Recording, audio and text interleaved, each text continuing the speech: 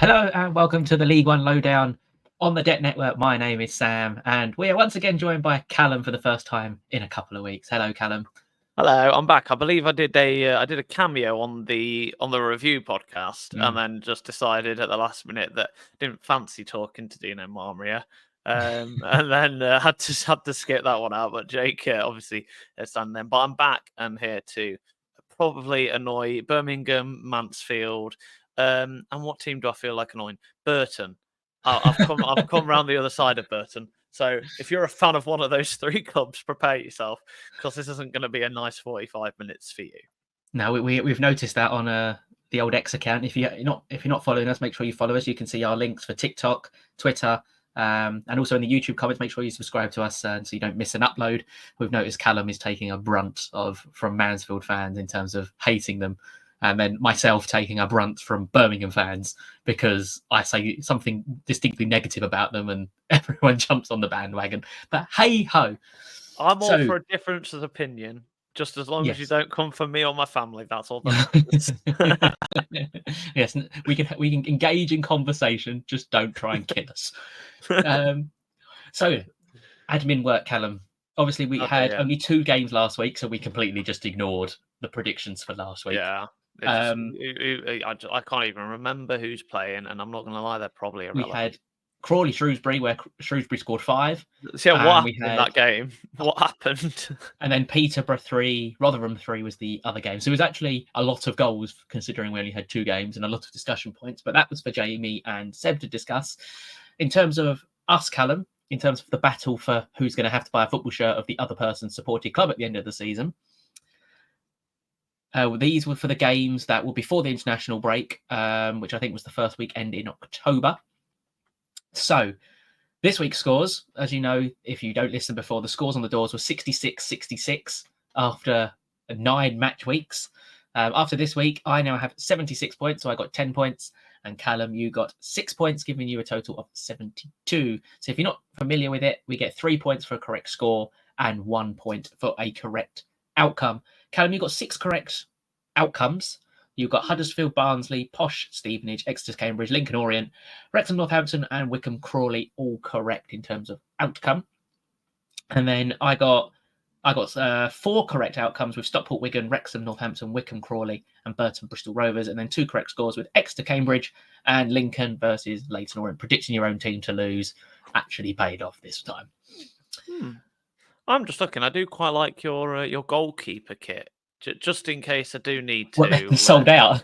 Yeah, your goalkeeper replica jersey seems to be in stock, so I'm liking that. Oh no, look, sorry, no, it's out of stock. That's great. The one kit I actually quite liked is apparently out of stock. So there we go. Yeah, that was sold out within the 2 days after it was put on sale, and we're not getting any more. Because that's actually quite a nice kit.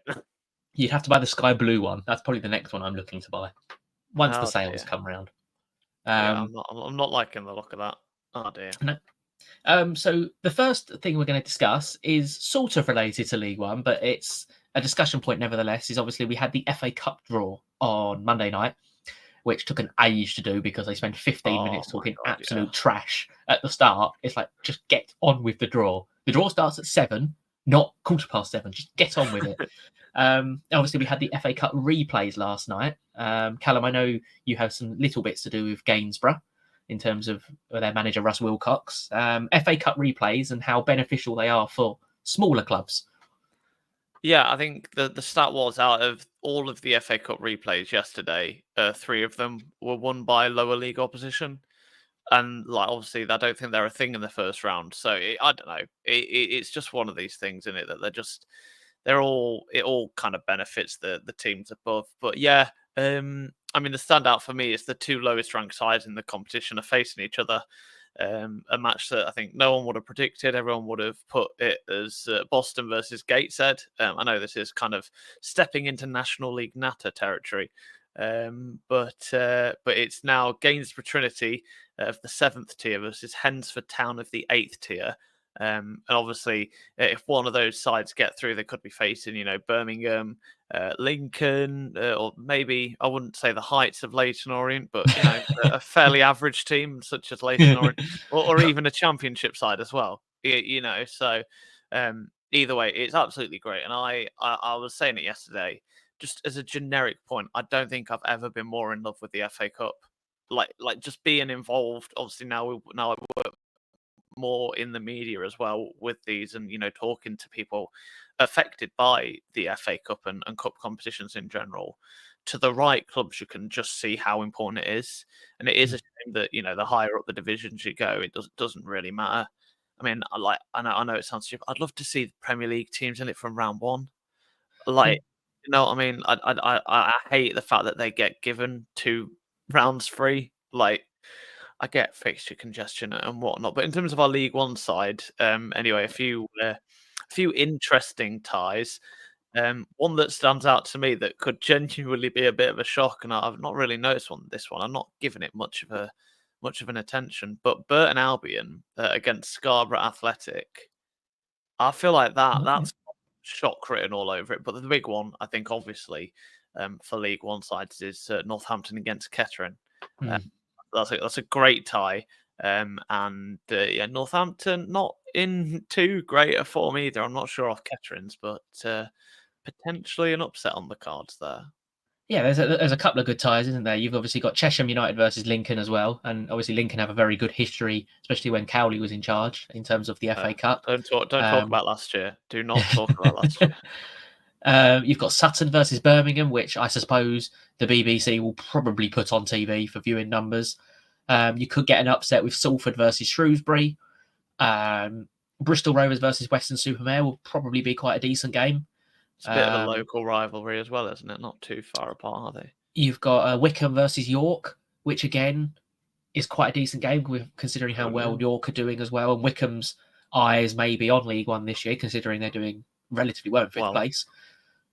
Exeter City versus Barnet, another story for Exeter City. Yes, they probably need the revenue because they are a fan-run club, but they're doing exceptionally well in League One this season. And Barnet are top of the National League. And then you've got Boreham Wood versus Orient. And Boreham Wood, I think it was last year, got to round 4, I believe, and played Everton. So they've obviously got a decent history in that competition as well. I just remember as the draw was happening, it got to the final 2 ties, and you had Sutton, Birmingham, Newport, and Peterborough. And you were just hoping at this point, I think we all decided it was a bit of a rubbish draw. And you're just like, at least give us Peterborough against Birmingham. Because obviously the 2 League One heavyweights, well, 2 of the League One heavyweights, at least in name anyway. So that would have been fun. But we don't decide the draws, I suppose. They're not fixed. So, here's what it is, isn't it? But I'm sure some people would disagree on the draw being fixed with MK Dons drawing Wimbledon. But we won't get into that territory. I don't want lawyers after us. So the first part of the pod will be the more of discussion point, which we are looking to do a bit more while the season's in it. It's not stale point, but in a point where we don't want to repeat ourselves. And if you have any topics for conversation, make sure you leave them in the comment section. Make sure you tweet us and make sure you subscribe and follow while you're over there. So we're going to talk about how our own teams have fared this season first. In terms of Lincoln, Callum, I don't think you could be unhappy with the way everything's gone so far. The thing is, you don't be unhappy, but there's still this sense of, what could have been. You look at the defeat against Barnsley, I think was the big one. It kind of just felt like, what could we have done? Why did we drop points there? You look at a few of the other games, and you're just like, okay, fair enough. Like Wigan was a bit as well. So other than that game against Wigan, where you'd argue 2 points dropped at home, and then defeat to Barnsley, where for the majority of the game we were the better side. So other than those 2 games, it's been pretty spotless. And it's weird, isn't it? You associate a team that has no possession of the football as being a really dull team, like really, really boring to watch. But there's not been, other than that Wigan game, I don't think, a dull Lincoln City game. Like they've been quite an exciting side to watch generally. Obviously, you've got the products of the youth academy coming through in Makama, who's just signed a new deal. Freddie Draper has been, I think, really good this year. And just the likes of Dariqua, who I think has really gone under the radar as just a top, not only just a top player, but a top guy He's just like he's a really nice guy, all in all. Like it's a really good atmosphere around the club, and I think there's an article that's gone out somewhere else. I can't remember off the top of my head saying is Lincoln the best run club in England, and I wouldn't argue against it. I think there's many better run clubs. So yeah, in terms of Lincoln, a great start to the season, and long may it continue. 2 points a game is automatic promotion form, roughly speaking. So, not that I think any Lincoln City fan would have realistically thought that in their wildest dreams this year, but yeah, it's not been as easy going for your side, Leighton Orient, has it, Sam? No, sitting in 19th place after 10 games with 2 wins, 2 draws, and 6 losses. I've nicknamed us I call us the Areas team now. That is now what I call us. I remember watching, obviously, I watched us against Lincoln last week when I was away, and the amount of times we got into areas against you, in behind your fullbacks, and it's like, cross the ball into the box. You could cross it into the box, but there's nobody there. Yeah. Or we get the ball in like the final third. We press you high, we nick the ball, and the final pass is rubbish. Or we make the wrong decision. And that's probably why we've only scored 10 goals, and our expected goals and chances created are all so low this year. But it doesn't tell the story of the games. I firmly believe we've only had one really poor performance this season, and that was against Shrewsbury when we lost 3-0 and we fully deserved to lose.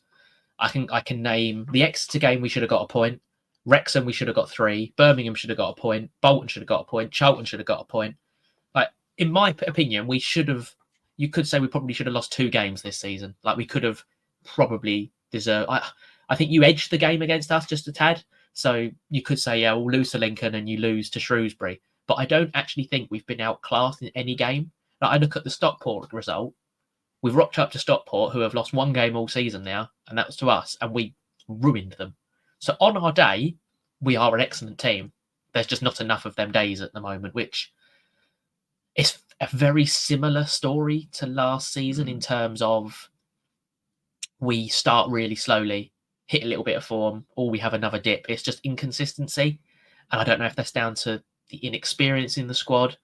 I've seen some people on Twitter complaining that there's a bit too much over-coaching from the touchline that affects players. But I think that's incorrect, because if you're a confident player, you take instructions on board and learn from them. Is it more of a striker's problem or a creating problem? You say you're getting into the areas, so the players clearly know what to do. Is it just not getting that shot on target, which obviously is what XG counts towards, or is it just the fact that pass isn't the right one? It's a bit of both. I think Charlie Kelman off the ball is excellent. Charlie Kelman on the ball is really frustrating. Like, he should have scored against Wrexham in 2 minutes. He should have scored against Brentford. He should have had another one against, I think it was Lincoln.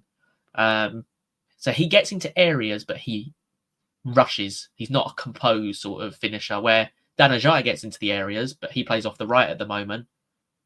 So it's but I don't think you can play Danajai down the middle. That's the problem. And if you move him there, who'd you play on the right? You've got Jordan Graham coming back from a 10-month injury. Our other winger, Theo Archibald, is rumoured, I'm going to use the word heavily rumoured, to be out for another 10 months because he had a setback with his ACL injury, but that's unconfirmed. And there is a heavy reliance on Ethan Galbraith. And when you're relying on one player, it's very easy to mark them out of the game. You can double up on him because there is less threat from other players. I would like us to potentially be a bit more ambitious in the final third, have a pop from long range, as long as it's like you might get a deflection, get a corner out of it. I would like to see more men in the box, like when the ball's on the right, get the left winger in the box, get the attacking midfielder in the box, try and just get more bodies in the box to get a deflection, which is what I don't think we do enough of. But while the league position is not good, performance-wise, I'm not actually unhappy, and I do think the results will turn. Yeah. I wouldn't class you as the league's biggest underperformers. I've got a few names that I could mention for that one. In terms of your overachievers, overperformers of the year, it's so easy. There's 2 teams, really, maybe 3, that in my head are just screaming overperforming and will eventually drop down. I can see where this is going. I don't want to say it, but Wycombe Wanderers. Oh, I wasn't expecting that one. We'll start with you. I mean, don't get me wrong, a great run of form there. Currently fifth in the league on 17 points, just under that 2 points a game margin. So, yeah, well done. The second of my three teams that are underperforming, overperforming, I should say, Exeter City. We know, obviously, I don't want to say the limitations because it's it's a fan-run club and everything like that. But Exeter City 7th, not really a position I'd expect them to be in. I'd associate them more with your 15th to 11th place, but long may it last for them. And Sam, before I get to my final choice, have you got any overachievers? Because I'm staving off the end. You could say Mansfield are overachieving. Could you say that? Yeah, you could. I'm glad you said that. The thing that I will say against that is, Clough is obviously a very experienced manager and knows how to get every ounce of ability out of the players he's got, and they're experienced players.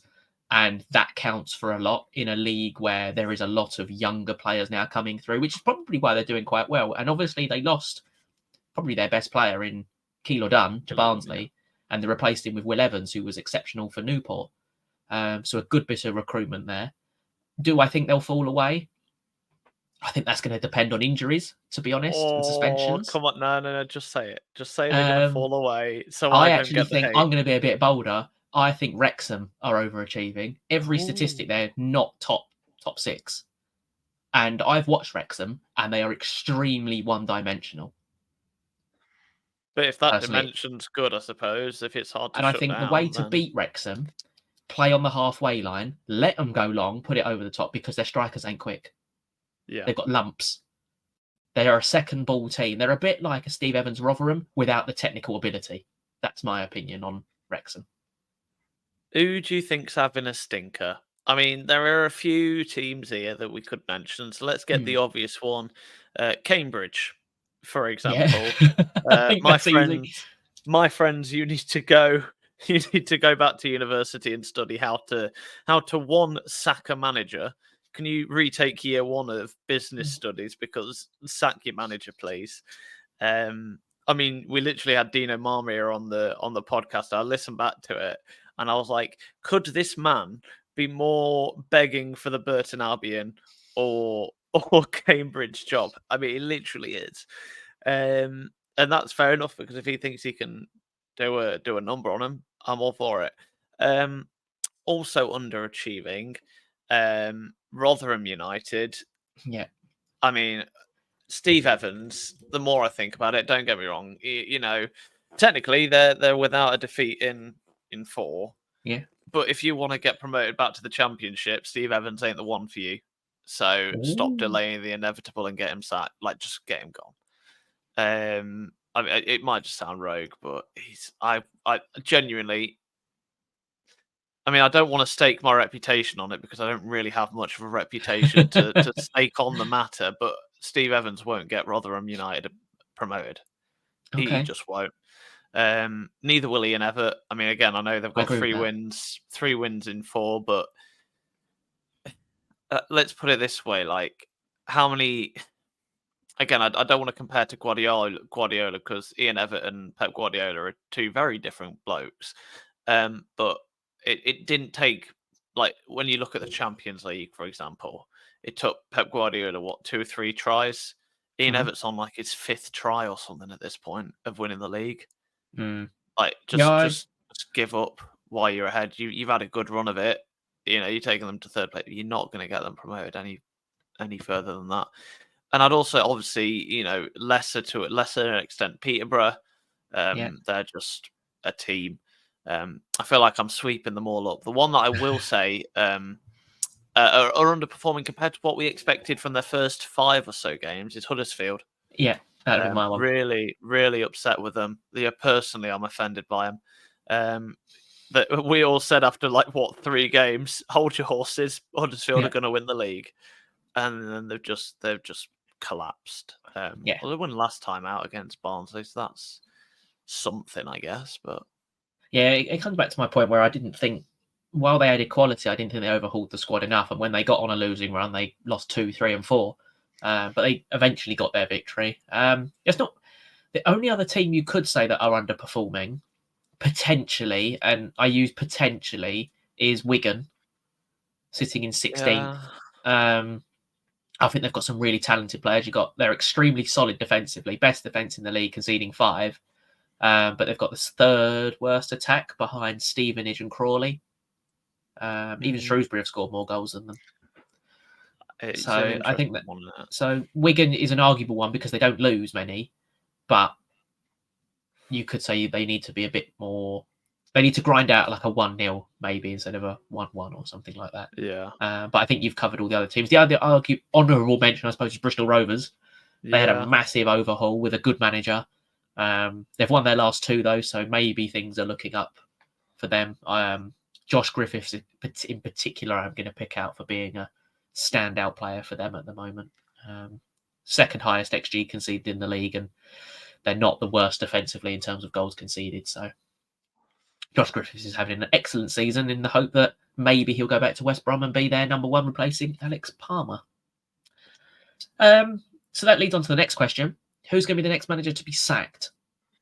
If you're talking about the next manager to leave, Nathan Jones, it just feels like every single job that comes up, he's linked to. And if you're being linked to every single job that comes up, something's either not right at the job that you're at, or you're looking for a way out. So I think the next manager to leave will be Nathan Jones. I can't see him staying there. I mean, your standout contenders, Gary Monk. How he's not been handed his P45 is beyond me. Genuinely, I think I could do a better job at managing Cambridge United than he currently is. And I play on my PC in the morning, so I don't really get what the Cambridge United people are seeing in him that everybody else isn't. Like we always say, referees need to go to Specsavers, but genuinely send the board there. I don't know what they're seeing. It's to me, at this point, it's bordering on negligence. Okay, like you're killing your football club. You're killing your chance of staying up by just sheer stubbornness. The fans clearly aren't having fun anymore. The players probably stopped having fun a long time ago. I don't get it. Next manager to be sacked, though, wouldn't surprise me if it's Mark Robinson. I think Birmingham, the new owners would have come in expecting results. They've picked a youth coach who's got strong experience with young players, kind of following the Lincoln City model, I suppose. But it's not worked. There's no sign of it working. The draws that they had, and hoping that progressed into wins, have gone back into 4 defeats on a row. They're only ahead of Cambridge, not by the fact that they've won a game, but by the fact that they've lost 3 less and got 3 more draws. So, I think his time's numbered. Yeah, and it's not like Mark Robinson hasn't managed a senior club before. He managed Wimbledon before as well, before he went back to Chelsea. In terms of mine, I've gone for Darryl Clark. And that may be controversial, but I saw a rumour, and this is a rumour, that he has 2 games to save his job. Because they're currently sitting in 11th with 4 wins, 3 draws, 3 losses, which I think is incredibly harsh. You're 1 point off the playoffs, but Barnsley have had a history of sacking managers at weird times. I mean, we have to point out how tight the league is, right? Yeah. From Bristol to Stockport, it's 3 points. There's becoming a gap, isn't there? From Orient 6th to 18th. Yeah. So you got that, and that kind of leads on to a game we're going to talk about later. You got obviously Orient Northampton. It's kind of a huge game because there is a big gap forming now of 5 points between Orient and Bristol Rovers. So, so I've gone for Darryl Clark purely because I think the Barnsley board are a bit nutty. And you've gone for Mark Robinson instead of Gary Monk. We'll leave Gary alone. And we'll leave Gary alone, but it'll So, be gone. this leads on to something that we've introduced here on the preview side. It's Trivia Corner. And if you don't know what this is, I'm going to ask 2 questions. You have to leave your answers down in the comments section, all right, if you're watching on YouTube. If you're listening on an audio platform, have a think what you think the answer will be. And then what we do, we'll go to an ad break. After the ad break, I will reveal the answers to the questions. So the first question for this week is, which 2 current League One clubs have had better starts than Birmingham City in terms of points, even if the Blues pick up a win this weekend in the last 12 years? The second question is, only one club would have picked up 1 point in their opening 10 League One matches if Cambridge United failed to win this weekend. Who is that team? So like I said, we'll now go to an ad break. Leave your answers in the comments section if you're watching on YouTube, and we'll quickly go to an ad break.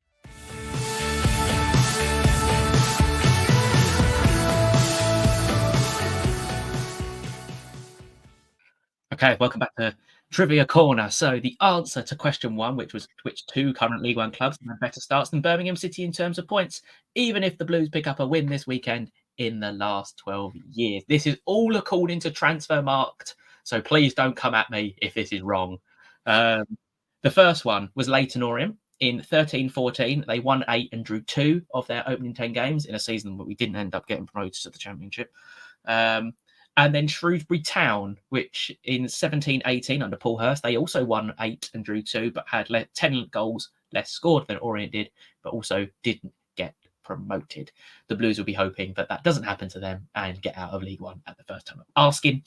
The second question was, only one other club would have picked up 1 point in their opening 10 league games if Cambridge United failed to win this weekend. Who was it? And the answer to that was Cheltenham Town last season, who won none, drew 1, lost 9, scored none, and conceded 17. So well done, Cambridge. You've scored a few more goals. Well done. Get in there. Well done, Cambridge United. So there is positivity after all of this, but Cheltenham did get relegated at the end of the season, so maybe not all that. Oh dear. So what we're going to do now, we're going to spend no more than 2 minutes on each of the 12 League One games this weekend. We're going to try to keep it to 2 minutes, which is a total of 24 minutes, which nicely wraps us up for this week. So the first game I have written down on my document, and hopefully we've got the fixtures correct this week, is Rotherham United versus Wrexham. Interesting, isn't it? It's one of them that one side you think are going on the up, I suppose, with 2 wins, 2 draws in the last 4 against Wrexham, a side who are, don't want to say hitting reality, but just a draw, a loss, and a win in the last couple of games. Interesting kind of match against stars of football as well.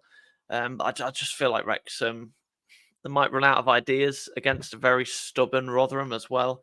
I can see this kind of ending 1-1.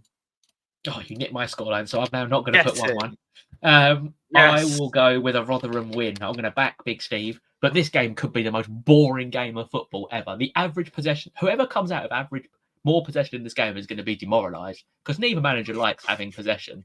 The people in row Z, they were not going to have hurt necks after this game because the ball's just going to be pinging across their net. People in row A are going to be like this the whole game. I've gone for 2-1 to Rotherham, mainly because I think they've picked up in recent weeks.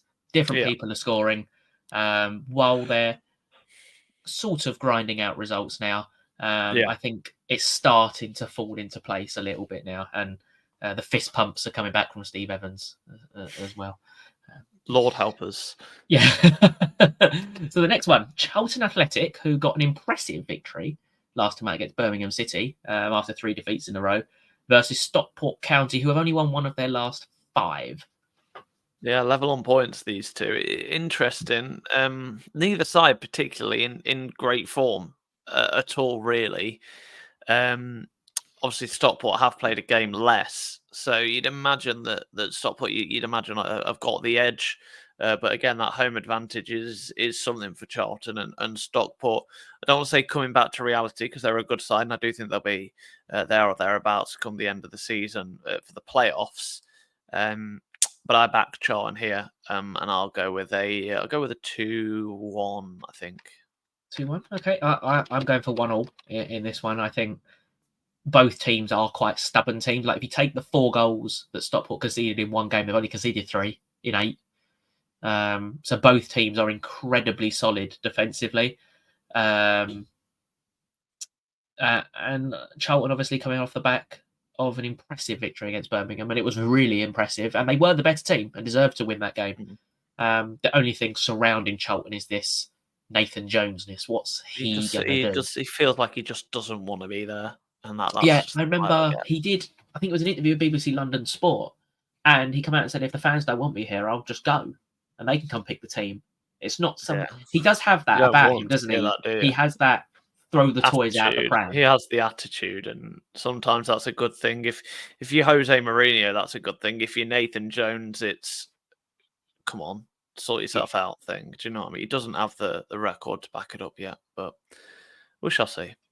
Yeah. So moving on to Huddersfield versus Bristol Rovers. So you mentioned Huddersfield and 1 win in 5 after 4 defeats. They picked up a victory. And Bristol Rovers are also now coming into form themselves with 2 wins, and the squad is starting to slowly come together. One of the worst defensive sides, as I mentioned earlier as well, in terms of chances conceded, Bristol Rovers, against the Huddersfield side, who are one of the best. Who it could be quite a high-scoring game. Yeah, I don't know. I'm just probably more on the Huddersfield side. They've got the quality. They're like just in terms of the personnel. The players that they've got at their disposal, I can't see this going any other way than Huddersfield. Maybe 3-1. I imagine. I feel like maybe this is more heart over head, but I just kind of want to see Huddersfield get back into their groove. As much as I hate them for stealing Lasse Sorensen, I feel like I just remember them in the Premier League and they were a good side, and I did quite like them. So I do have a bit of a soft spot for Huddersfield for some reason. God knows why. Okay, I've gone for 2-0 to Huddersfield. I think it'll be a professional Michael Duff performance from Huddersfield for this one. I'll let you take the reins of this one. Lincoln versus Birmingham, probably the game of the weekend. Yeah, undoubtedly the game of the weekend. If Lincoln get a result here, then that'll really turn some heads. But thing is, as a Lincoln fan, I feel like going into this game with the perspective of expecting nothing and being surprised if we get anything from this game is probably the best way to go about it. It looks like it will be a sellout from the few fan numbers that I've heard of and heard about. So I'm going to back Birmingham on this, and 2-1 is probably my prediction here. Okay, 2-1 to Birmingham.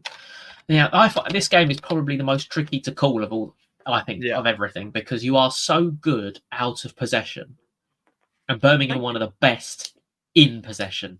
Like you said earlier, you have the least average possession in the league at 36.9%, which is 5% less than anyone else, which is quite alarming. So you just don't want the ball. Just don't like it. You don't want the ball, and when you have the ball, you're effective with it.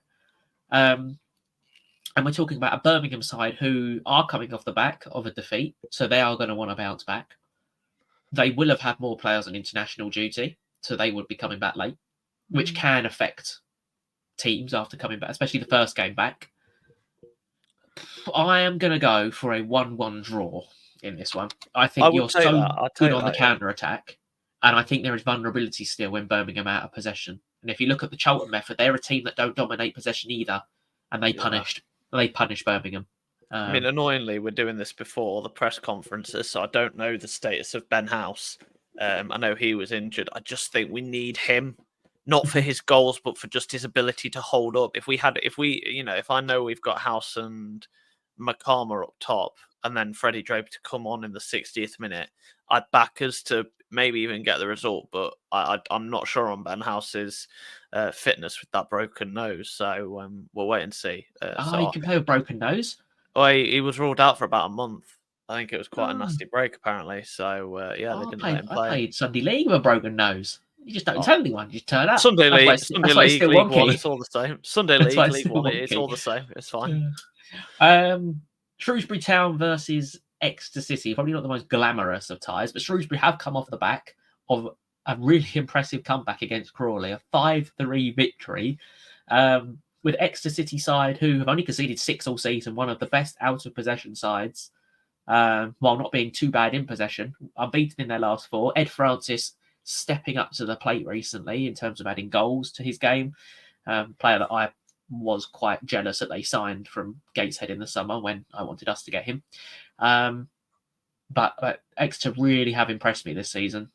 Gary Caldwell obviously came under a lot of criticism from me, mainly last season, when they were really poor. But he's fair play to him. The board stuck with him. He's turned it around, and they look a really decent, well-drilled side this season. For Shrewsbury, I really like Leo Castledine, I think his name is, in attacking midfield. I think he's a really good, exciting player. For some unknown reason, this game is also on a Thursday night. I can't work. I don't particularly know who wants to watch Shrewsbury versus Exeter on a Thursday night, other than probably the Exeter fans who aren't going to make the trip. I'm looking on the website. I can't see a reason as to why it was rescheduled. There's probably something somewhere that tells us why it was rescheduled, but I can't see any reason on the club website with a quick look as to why it was rescheduled. But it kind of is what it is. I'd imagine Exeter would fancy themselves. I'll back them 1-0. I think. Yeah, I've got the best. That's good news. Yeah, but not a hugely interesting tie, I don't think. No, it's just one of them where it could just be. It could go 1-0 either way, isn't it? I think. Yeah. Moving on to Reading versus Crawley. Obviously, Reading, the situation has not improved off the pitch. It turns out, apparently, again, I'm going to use the term rumoured, Di Young hasn't actually invested any money into the club, and it's all loans, which could be a bit of an issue, which is why that Rob, who used to manage Wycombe, couldn't actually take ownership of the club because it was all debt and loans. Versus a Crawley side who have now lost 5 in a row, regardless if people think they're playing well. Results are not showing. They're not even picking up draws anymore. They are just losing. And if you're conceding 5 to Shrewsbury, I know you had 10 men, but that is rather alarming. The one saving grace is they've got Junior Quitania, who looks a talent with 4 goals this season. But Reading, to be fair to them, on the pitch, haven't done too badly, I don't think. I mean, effectively, like how you just described it, the situation there is if I just took out a big loan and bought a football club. Yeah, like it just seems ridiculous, and how it wasn't caught, I don't know. But Crawley are in a rotten bit of form. You'd back Reading to get something from this game, 2-0 probably. It's not looking good for Crawley. Sorry, but you're crawleying back to League Two. Oh God, the puns have come out. I'm going to go for a 2-2 draw in this one. Yeah, I did change it at the last minute. Oh dear. But I think Crawley have got something about them going forward, especially. So the next one is Wycombe Wanderers versus Peterborough. Wycombe finally didn't score 2 in a game, with scoring only 1 in the last league game. So unfortunately ruining their 2 goals in every League One game last time out against a posh side who are the worst team defensively in League One, but they are the best attacking side in League One. You can't, right? I mean, like I said it, and get your bingo cards out. They are the most bipolar football team, not just in League One, but in the Football League. Like, I really don't understand them. It's almost like it's like, do you know what they are? They're a kids' football team. They're like every kids' football team where you only ever want to do in training is the shooting drills. No one can be asked to do the defending drills because no one enjoys it. There are a bunch of children who just enjoy, oh, I want to do the shooty thing. That's literally all it is. So Peterborough they just confuse me. Like I feel like we need to do like a psychological evaluation of what is going through their heads sometimes. And do you know what? I back it for this to continue though. I think Peterborough will win 3-1. Oh, that is interesting because I reckon they'll go 1-0 down in like the 60th minute, and then they'll just like score 3 goals in the last 10 just to be like, we can do it. I think this game is quite difficult to call because I think Wycombe are quite a good team this season. Yeah. And Peterborough, like you say, are extremely inconsistent, and they're better away from home as well. Peterborough. I'm going to go the opposite to you. I'm going to go 2-1 to Wycombe. Okay. It'll be a draw then. It'll be a draw. Yep. We got Blackpool versus Barnsley. Seems Steve Bruce's bubble has slightly burst with no winning 2-0, drawing a loss in the last 2 games after speeding them up the table with 4 wins in a row versus a Barnsley side with 1 win in 5. Big game for both managers. It really, really is. Obviously, the match of the weekend is Lincoln Birmingham, but I'd say this is the manager clash of the weekend because it's a big game. It depends on if you say the rumours are true about Barnsley, and how long he's got left. You'd imagine he wants to get a win, but Blackpool is no mean feat to go at all. So I reckon 2-2. Quite a high scoring draw here, I imagine. Yeah, I'm not far off that. I've also gone for a draw, but I've gone for 1-1. I just see it being quite a tactical match, and then just it kind of erupting a bit at the end. So yeah, I'll go with that. Now we've got Bolton versus Burton, which I suspect a lot of people are going to have their fancy EFL pick from. For this week. I am not. I'm just going to put that out there. I haven't taken my player out of there. But a Bolton side who were fortunate to come away with a point last time against Shrewsbury, versus a Burton side who we have mentioned, 4 points, no win all season in their 9 games. They've lost the ability to actually draw games now as well. And Bolton, as we know, on their day can turn up and just absolutely smash people like they did with Reading. I'll keep this simple. It'll be a Bolton onslaught. It'll be 3-0. Okay. 3-0 Bolton. Yeah, I've not gone far off that. I've gone for 2-0 for that one. Moving on to possibly the most boring tie of the weekend. Cambridge United versus Wigan. I don't expect many goals in this one. My fantasy EFL pick is from this game for this week. If you haven't joined our league, drop me a tweet. I'll send you the league. I've gone for Jason Kerr of Wigan Athletic. Okay. I think they'll keep a clean sheet. Yeah. And that gives you a lot of points, quite frankly. Yeah. So anyone that keeps a clean sheet gives you points. So you can have him. You could even go for Sam Tickle, to be honest, because I can't see that. I think that is probably the most guaranteed clean sheet this weekend in football. 2-0, a goal in each half, and it'll be fairly mundane stuff. Exactly the same as moi. Now we've got the Informed Mansfield, your favourite team, Callum. Oh, my favourite. Yeah, your favourite. Versus Stevenage. Now, Stevenage, again, probably have gone quite under the radar, would you fair to say, this season? They're just boring. Like, without Steve Evans, I feel like they're just a very, I don't want to say a forgettable side, but they are a little bit. You don't get the media headlines that you do with Steve Evans, so people just don't pay attention to him. Which, no disrespect to Stevenage, just it's what it is, isn't it? That's how media and football and that sort of stuff works. Mansfield are back though. Back them to get a result here. Probably not going to be pretty, but 1-0. Okay. I mean, I know Mansfield have averaged roughly a goal a game, but I'll go with 1-0, I think. Yeah, Mansfield average 1.9 goals per game. They've conceded 11, so just over 1. Stevenage on the complete opposite end of the spectrum have scored 8 in 10 and conceded 7 in 10. So this game, in my opinion, has probably 0-0 written all over it somehow. Yeah. So I've gone for 1-0 to Mansfield. Yeah. Oh, 1-1. I've put them in the wrong boxes. Sorry. You put them in the wrong. Come on, stop accusing me. I love Mansfield. I would never accuse them of dropping points. And then the final game is I'll let you take the reins on this one. Yeah, is Northampton Town versus Leyton Orient. Probably a tie that's humongous for both teams in terms of the gap that is brewing at the bottom of the table to Bristol Rovers. Already 5 points this early in the season is not something that you really want to happen because you don't want to get dragged into that relegation fight and you don't particularly want your season blending into nothing. I've been to Northampton twice. I'm not going back there.